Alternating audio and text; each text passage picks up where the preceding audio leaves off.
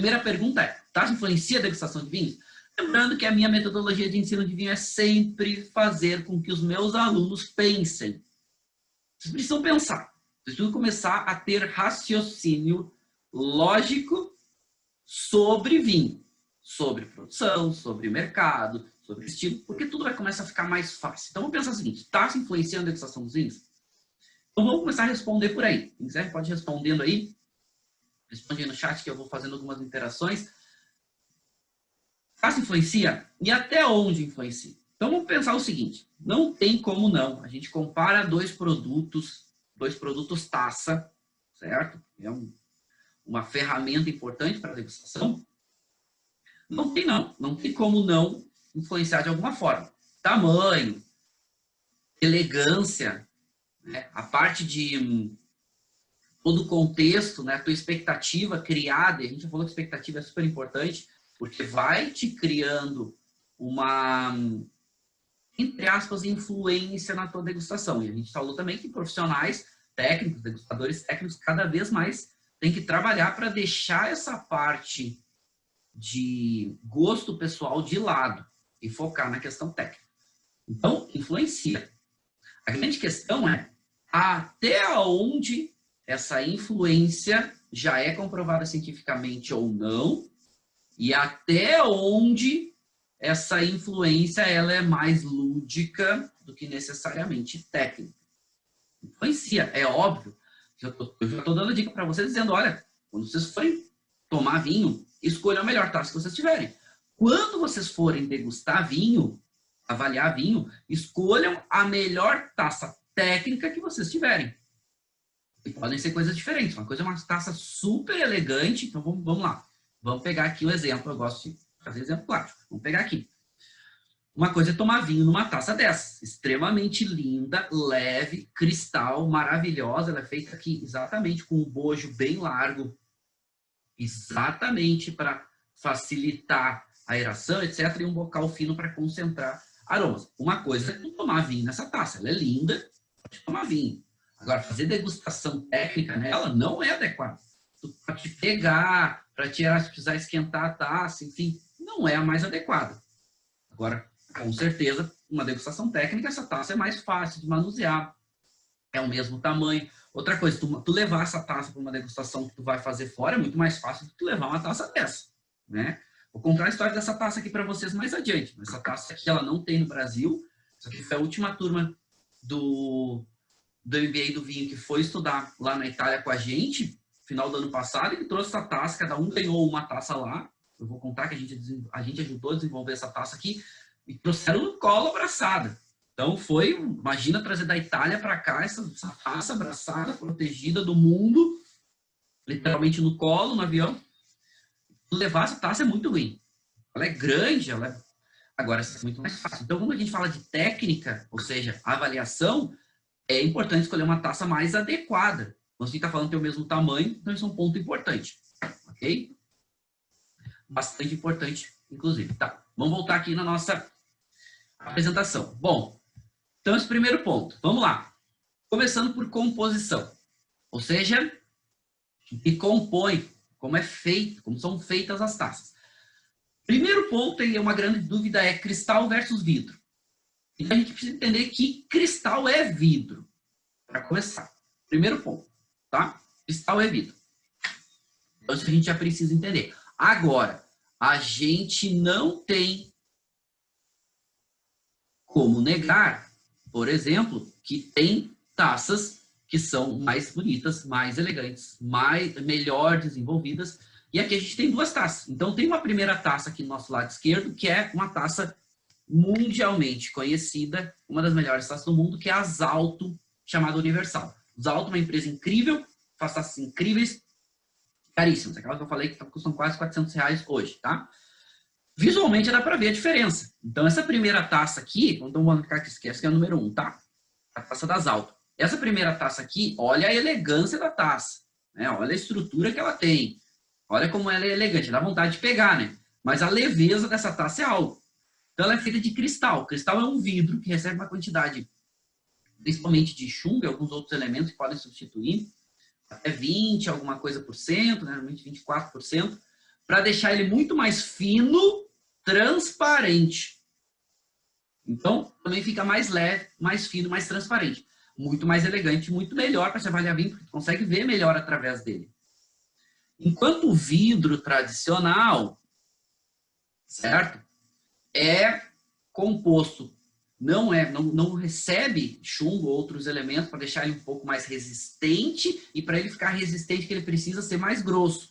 Então ele perde transparência, ele fica mais rústico, ele fica mais, de certa forma, grosseiro, mais pesado, mais rústico. Bom, então esse é o primeiro passo, tá? Então, hoje tem o meio do caminho aí, né? O cristal, então, é um vidro que recebe essa quantidade de chumbo para ficar mais leve, mais fino e mais transparente. E o vidro tradicional é feito na sua composição básica lá de areia e outros elementos, que vai se tornar essa espessura um pouquinho mais grossa. Tá, mas aí, pontos importantes transparência do cristal é melhor. Hoje tem o meio do caminho, que eles estão chamando de cristal vidro, que é um cristal que recebe em torno de 10% de chumbo, que é, por exemplo, como são feitas a maioria das taças ISO hoje. Tem uma marca no Brasil chamada Boêmia, que são feitas nesse modelo, que fica ao meio do caminho. Fica com uma finura interessante, uma espessura interessante, mas não é tão frágil quanto o cristal tradicional, tá? Não que o cristal tradicional seja extremamente frágil, mas quanto mais fino, também mais delicado ele fica. Tem um outro ponto que é super importante no cristal, tá? Nesse menino aqui, que é o seguinte. Deixa eu mostrar aqui para vocês, para explicar um pouquinho melhor. O ponto importante do cristal é o seguinte. Vamos desenhar aqui uma taça, tá? Então, vamos lá. Vamos desenhar uma tacinha aqui. Na composição do cristal, uma taça linda, tá? Maravilhosa. Na composição do cristal, quando ele recebe essa quantidade de chumbo e esses elementos, e um ponto importante quando a gente fala do chumbo esse chumbo que vai no cristal não é prejudicial à saúde, desde que você não deixe o vinho em contato com a taça contínua por mais aí de 36 horas. Isso significa, deixar o mesmo vinho em contato com a taça mais de 36 horas pode começar a ser prejudicial, tá? Mas é extremamente seguro o cristal com chumbo. Tem se substituído o chumbo, porque chumbo é um metal pesado e tem se tentado substituir por outros elementos, mas ainda é bastante comum. Então não é prejudicial, tá? Não é prejudicial para a saúde se tu não deixar o mesmo vinho na taça mais de 36 horas. Enfim, tem alguns estudos que pode oscilar um pouquinho, mas então é extremamente seguro, né? Eu não tenho o hábito de deixar o vinho 36 horas na mesma taça. Então, quanto a isso, a gente não vai ter problema. Por que o pessoal falando taça Salvador Dalí? É tipo isso, tá? Tá. Então, vamos lá. Eu vou fazer uma taça mais bonita aqui para deixar vocês mais felizes. Então, ó, viu? Ficou bem melhor. Ficou lindo. Tá. Por que cristal é importante e ajuda? Além da transparência, que facilita a gente olhar através do vidro e ver o vinho, que é importante, a parte visual. Essa composição do cristal deixa ele microporoso. Então, são microporosidades que a gente não consegue visualizar. Mas, por exemplo, no cristal, se tu deixa o vinho tinto, sobra do vinho tinto, numa taça de cristal e não lava, por exemplo, de um dia para o outro, ou quer ficar algumas horas ali, só aquele finalzinho do vinho, quando tu vai lavar, o fundo da taça pigmenta. E tu não consegue remover. Por quê? Por causa dessa microporosidade. Essa microporosidade causa isso. Então, as antocianinas que dão cor para o vinho normalmente se depositam ali, o líquido evapora e elas secam ali. E tu não consegue remover. É uma dificuldade. Bom, isso mostra a porosidade do cristal. E por que isso é importante? Porque quando tu agita o vinho na taça, o vinho vai bater nas paredes e essa porosidade vai ajudar a quebrar moléculas e essas moléculas volatilizarem, certo? Ou seja, saírem do líquido. ok? Então, isso é importante para o cristal. O cristal ajuda nesse sentido. Ou seja, ele ajuda essa microporosidade. Quando tu agita o vinho na taça, joga esse líquido contra as paredes, isso vai ajudando a quebrar essas moléculas para elas volatilizarem. Lembrando, a gente precisa que as moléculas saiam do líquido para chegar no nosso bulbo olfatório. Então, isso ajuda. Tá, mas se eu tiver uma taça de vidro que ela não tem essa microporosidade, e cuidado, tá, pessoal? Essa microporosidade, ela é invisível. O que muitas vezes acontece no vidro? Ah, mas eu vejo que o vidro é irregular. Então, muitas vezes, como de modo geral, a taça de vidro ela tem menos elegância, ela é feita de uma forma um pouquinho mais rústica, né? O vidro, às vezes, fica de forma meio irregular. Mas não significa que o vidro tenha porosidade. O vinho não tem tanta porosidade. Então, mas degustar na taça de vinho pode, eu sinto aromas, tu sente, porque o vinho vai estar volatilizando da mesma forma. Ok? O vinho vai volatilizar da mesma forma. Principalmente se tu agitar o vinho na taça, ele vai volatilizar por causa do contato com oxigênio. Então, esses são pontos importantes quando a gente vai falar de cristal versus vidro. Certo? Mas não significa, se tu não tem taça de cristal, não tem problema, usa a taça de vidro que você tiver. Inclusive agora, como tem falado, esse meio do caminho entre cristal e o vidro, de modo geral, né, que eles estão chamando de cristal-vidro. Bom, e aí a gente vai para os diferentes tamanhos, formatos que as taças têm. E aí o que é importante aqui? Esses formatos são desenvolvidos pela indústria de taças para que as pessoas comprem mais taças. Muitas dessas indústrias defendem que o formato influencia muito na degustação, e até certo ponto influencia, mas defendem uma coisa que não está comprovada cientificamente, que é o tamanho do bocal da taça joga o vinho para diferentes partes da boca e tu vai sentir gostos de forma diferente. Negativo. Cientificamente isso não está comprovado, certo? Inclusive tem várias pesquisas recentes, tem um pesquisador muito famoso chamado Richard Gale, que é um pesquisador do mercado de vinhos, que faz várias pesquisas de aromas, ele tem muitas pesquisas científicas publicadas, e ele falou, olha, é mais importante aqui nas taças, o que é importante? É importante a área que está em contato com o oxigênio, certo? Ou seja, quanto líquido está na superfície do bojo aqui, né? Na superfície do líquido, em contato com o oxigênio, versus esse aqui, por exemplo. Então, aqui é muito maior esse contato, e esse contato maior faz com que mais elementos voláteis saiam do líquido. Então, esse é um ponto importante. E aí a gente tem que comparar e pensar o seguinte, tu precisa que esse vinho volatilize mais ou volatilize menos? Então, esse é um ponto importante. Né? Volatilize que ele solte mais aromas ou não? Por que isso é importante? Vamos pensar o seguinte, depende do quantidade de aromas que tu tem, depende do momento que tu vai degustar o vinho, vários fatores. Ou seja, se é um vinho muito aromático, tu não quer que ele solte muito aroma, ele já é muito aromático, talvez tu queira que ele solte menos. Se é um vinho que não tem muito aroma, ou tem os aromas muito fechados, talvez tu quer que ele solte mais. Então, tu vai ter que analisar sempre um pouco do teu objetivo. Outro ponto importante, certo? É a gente pensar o seguinte, qual é a quantidade do líquido que eu quero servir? Vou ficar aqui nesse slide por enquanto. É o seguinte, vamos pensar que, de modo geral, vinho branco, eu quero servir quantidades menores para eles esquentarem ou ganhar temperatura de forma lenta.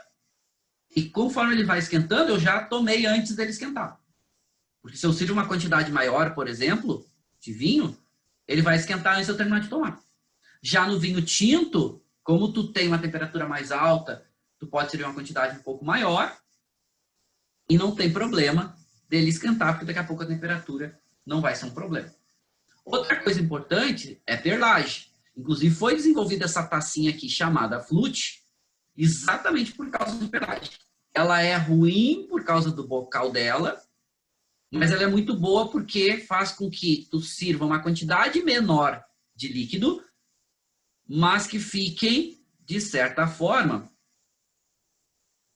numa altura maior. O que que isso faz? Faz com que aqui, a perlagem vai se desprendendo de forma mais lenta, tu retém ela um pouco mais, porque ela precisa percorrer todo o líquido para ela se perder, porque quando ela sai do líquido, ela se perde. Quando tu tem uma quantidade de vinho menor, por exemplo, do fundo da taça até a superfície é o espaço que tu tem para a perlagem percorrer. Então, se tu tem uma quantidade menor do líquido aqui, certo? Por exemplo, se tu tivesse servido a taça só até aqui, tu ia perder essa perlagem muito rapidamente. Tu serve até aqui, tu retém um pouco mais. Serve até aqui, tu retém um pouco mais. Foi para isso que a taça flute foi criada.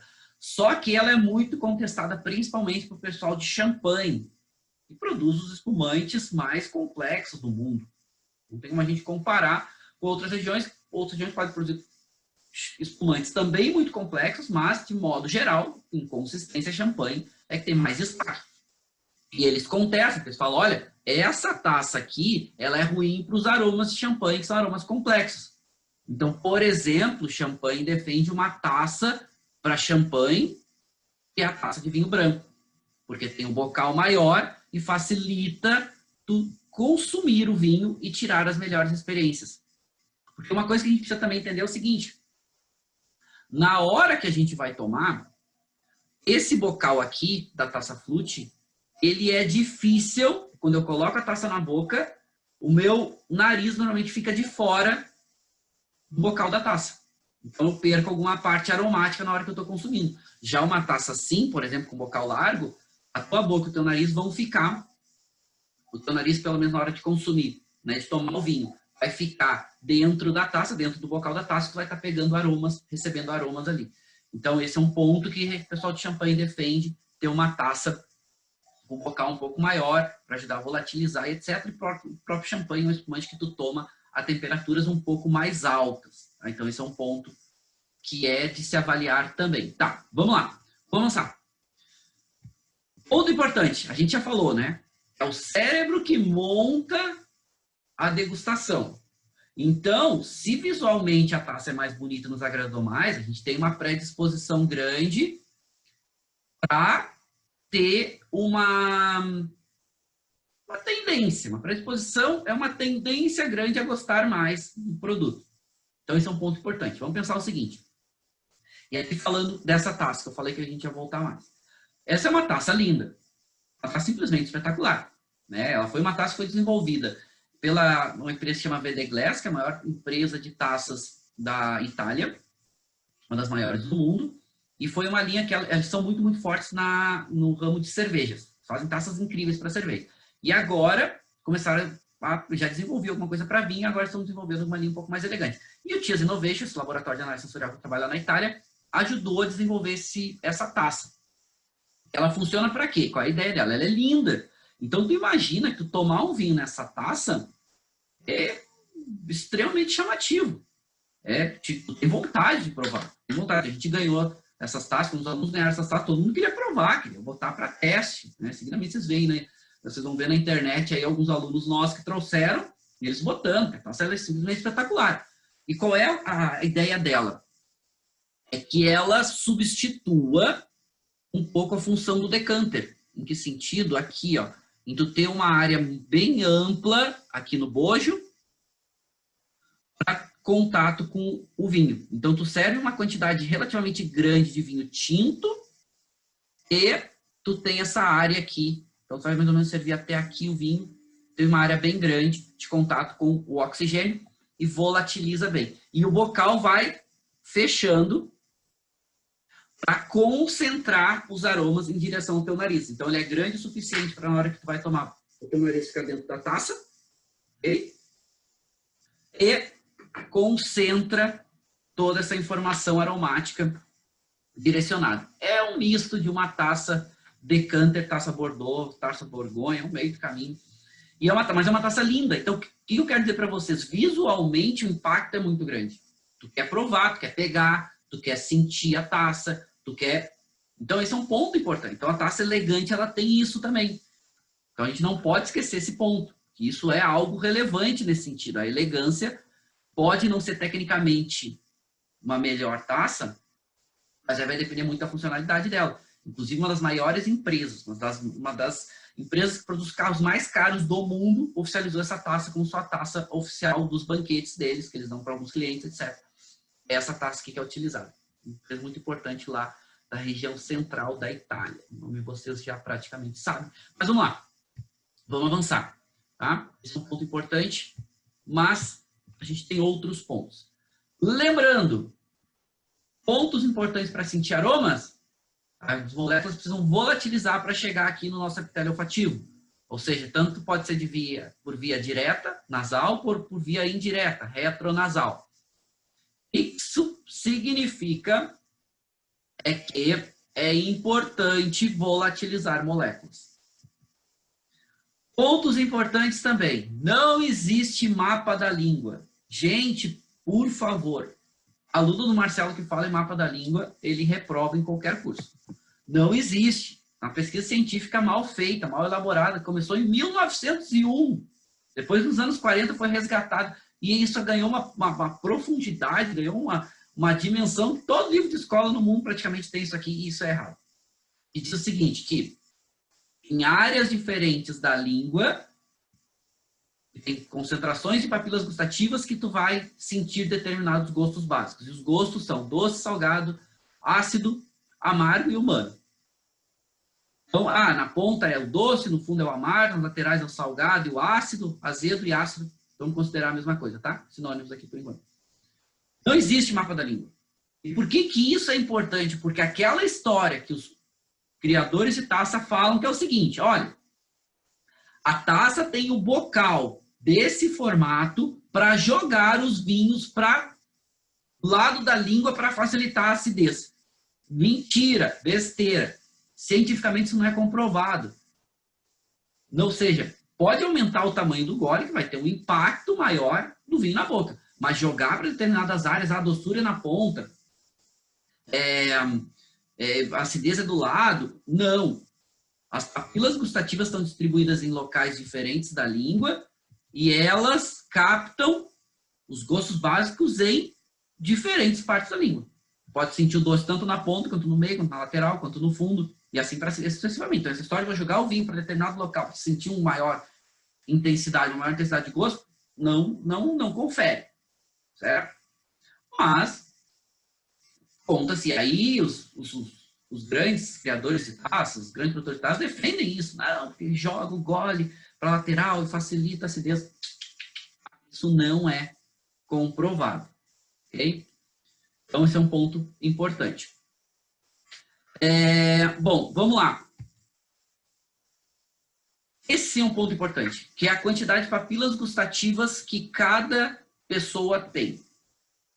Tem papilas gustativas, se a pessoa tem mais papilas gustativas, ela tem uma predisposição maior a ser mais sensível a determinados gostos. O que importa é que dentro da papila gustativa, dentro de uma papila gustativa, tem diferentes formatos, né? Composições dessas papilas que ganham um nome diferente. Dentro da papila gustativa, que é essa areazinha aqui, ó. Deixa eu pegar um marcador aqui para facilitar para vocês.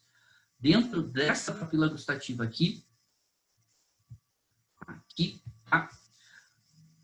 A gente tem até 100 receptores diferentes dos gostos. Então, dentro de um botãozinho.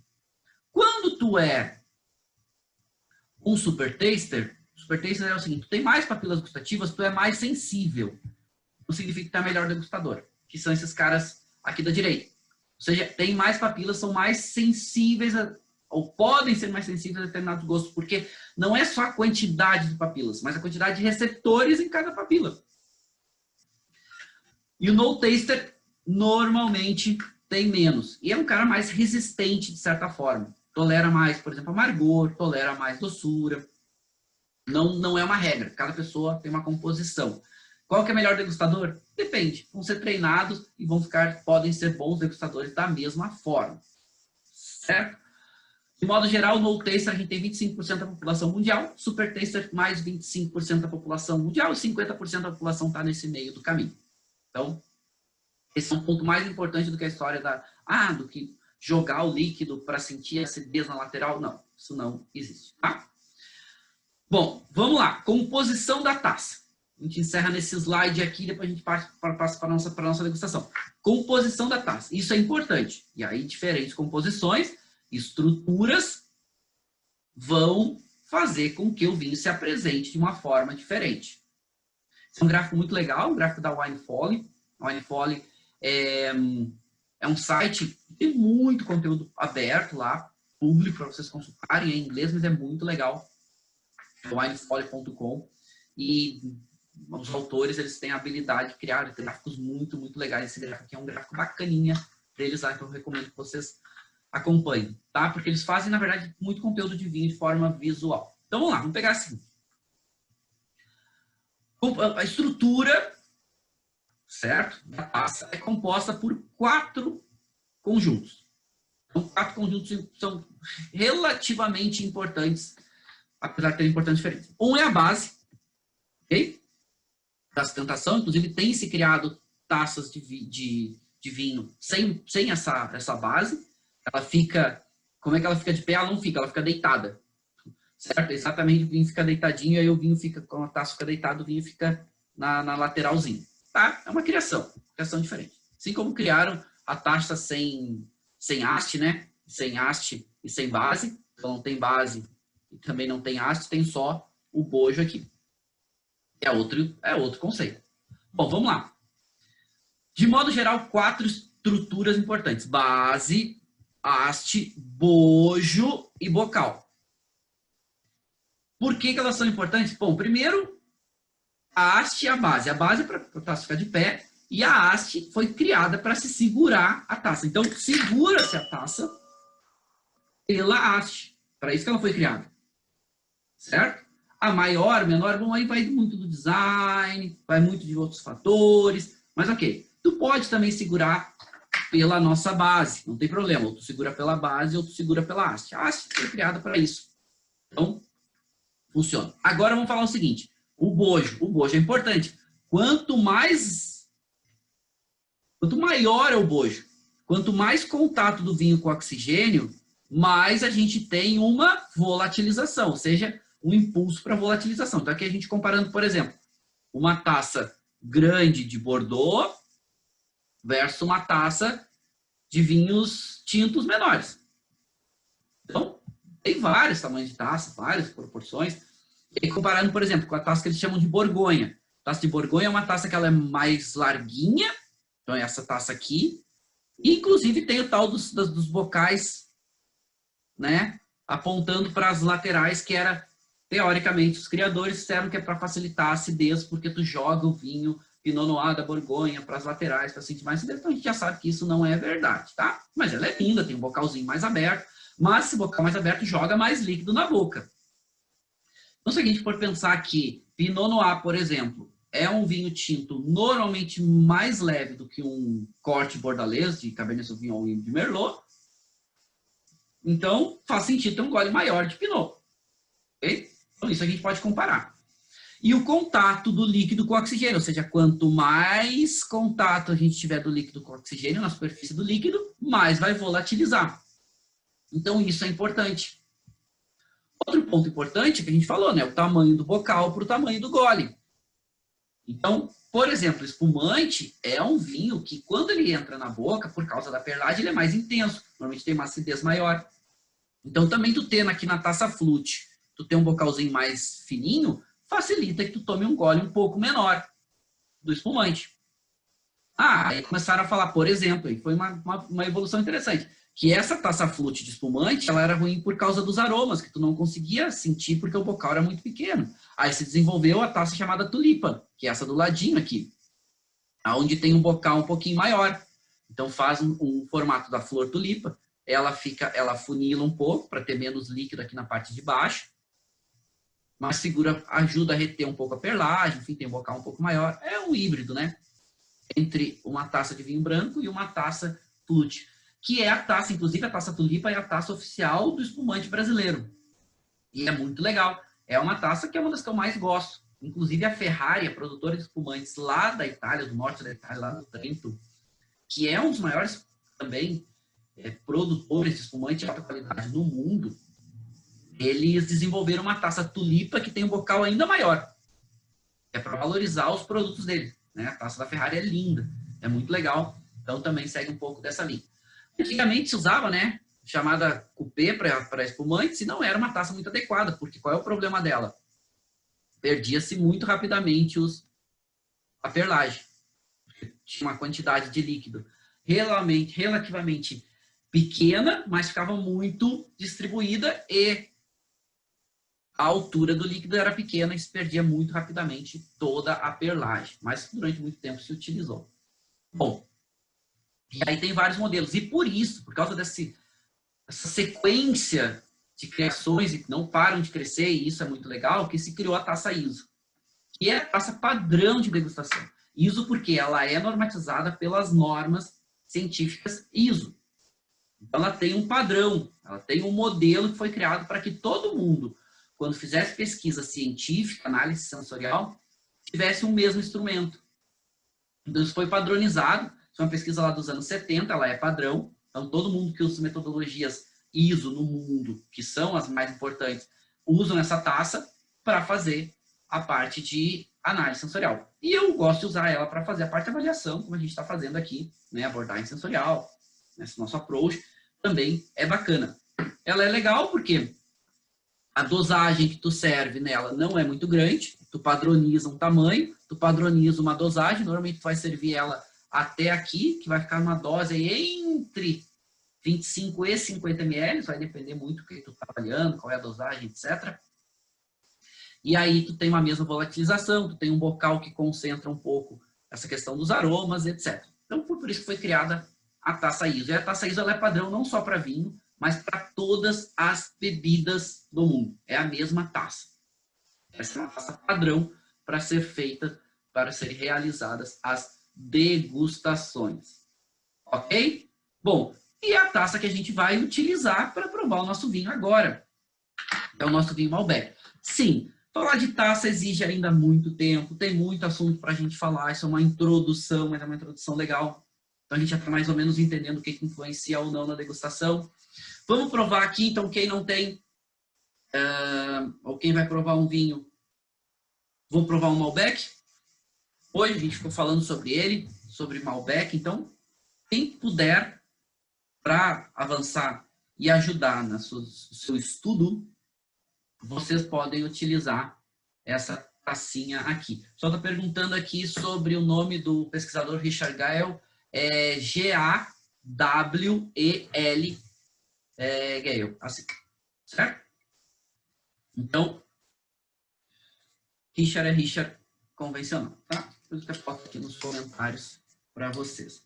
Então, vamos provar, eu não li a ficha técnica desse vinho, por quê? Porque eu não queria ser influenciado por ela, mas depois a gente vai, quando abrir a nossa sala de degustação, a gente vai ver a ficha e ver quais são as suas descrições e composições descritas na ficha.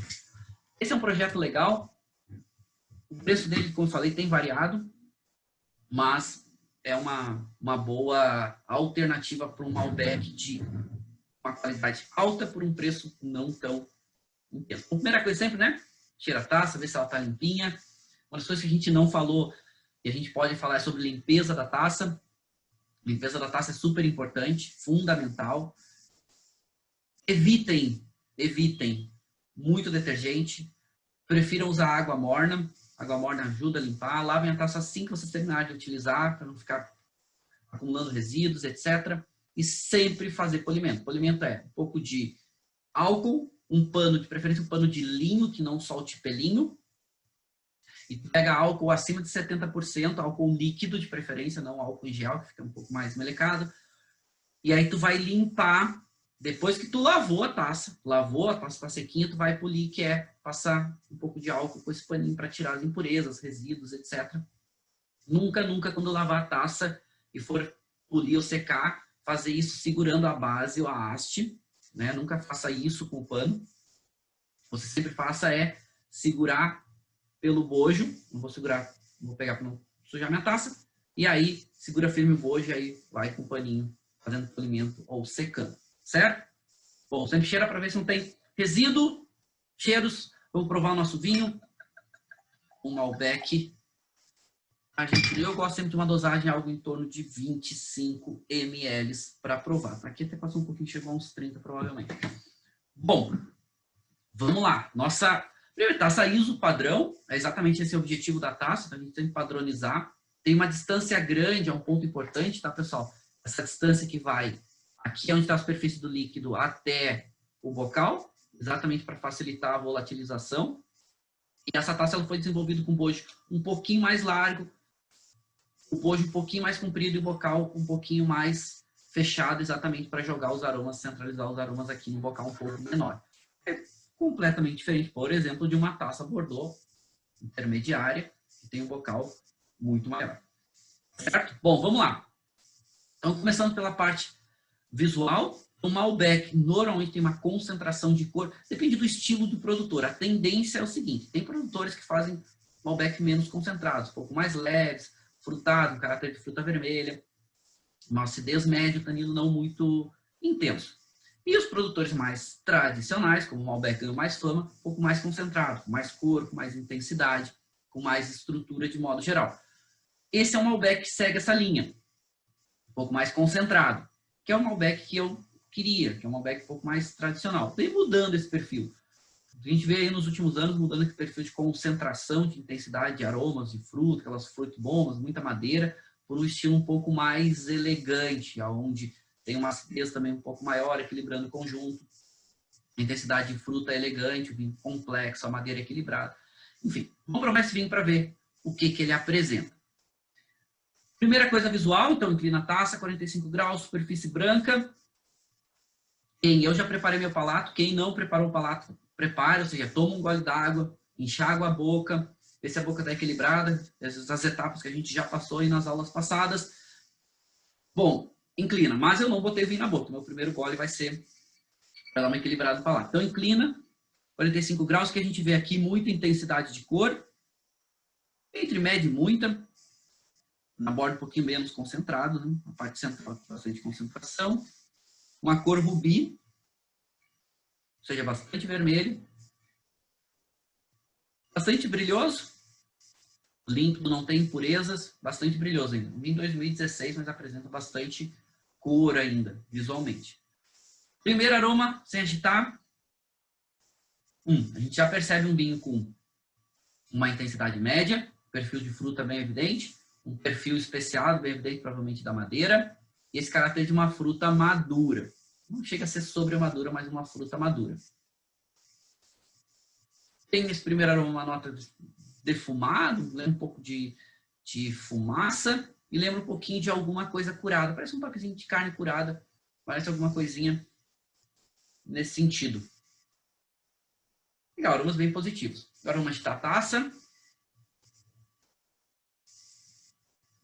Bom, muda completamente o perfil. E quando a gente agitou a taça, ficou muito, muito, muito frutado. Então ficou com muito esse caráter de uma ameixa madura, muito com esse caráter, uma nota de mirtilo, mas não é aquele mirtilo tão maduro.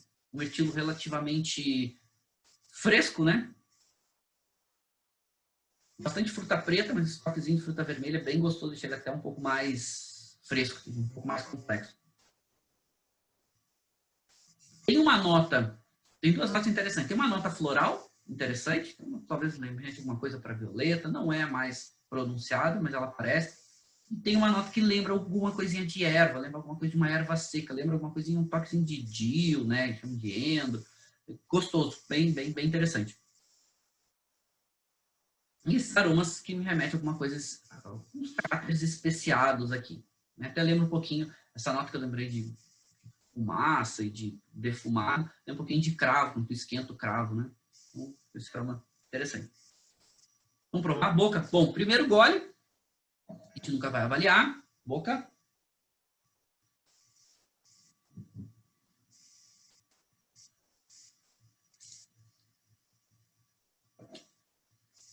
Ver como é que é o prato. Intenso.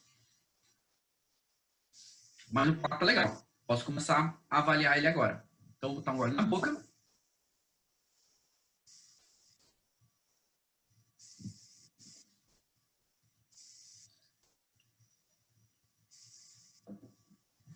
Estrutura. Bom, primeiro que a gente já sente tanino. Chegando em muito, uma textura não muito grossa, uma textura média. Álcool, também, bem evidente. Esses dois elementos. E a acidez média. Perde sintonia abaixo do álcool e do tanino. Tanino mais evidente. Mas isso também Malbec tem. O tanino ele não é grosso. Vai ter que ser uma estrutura quase muito tânico, mas a textura é uma textura mais média.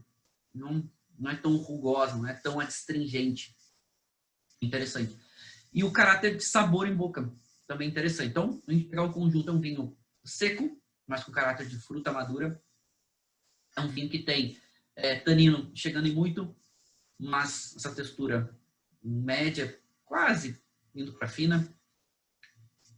Álcool chega entre médio e muito, né? Não chega muito, mas ele aparece aqui. Acidez média, intensidade de aromas e sabores em boca também média.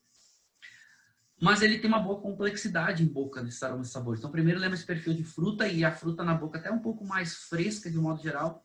Lembra um caráter de uma fruta vermelha madura e lembra algumas frutas pretas. Lembra de novo ameixa, lembra um pouco de framboesa madura. Lembra uma notinha de novo de mirtilo. Lembra essas notas especiadas, algumas de cravo, de canela. Uma nota floral em boca também aparece. E não aparece em boca aquele aroma de erva que aparecia no nariz.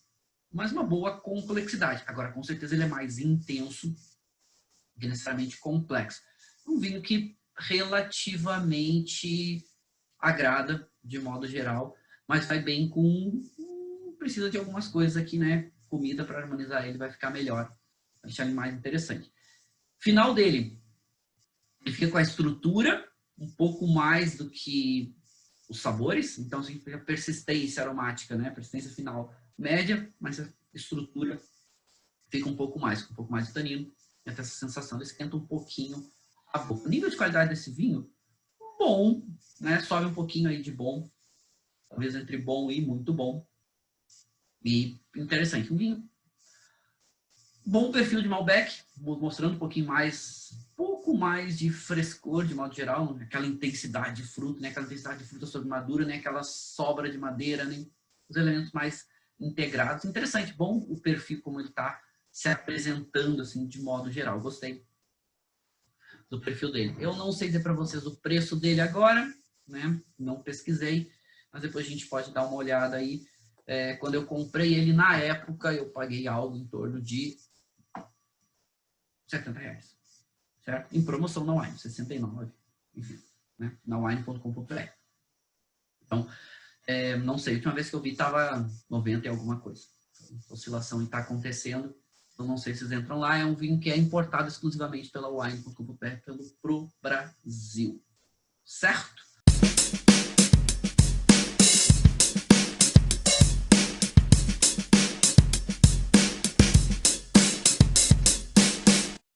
Você acabou de ouvir uma aula de vinhos do professor Marcelo Vargas, em formato de podcast. Para mais conteúdos, dicas e materiais sobre a bebida, acesse o site www.marcelovargas.org.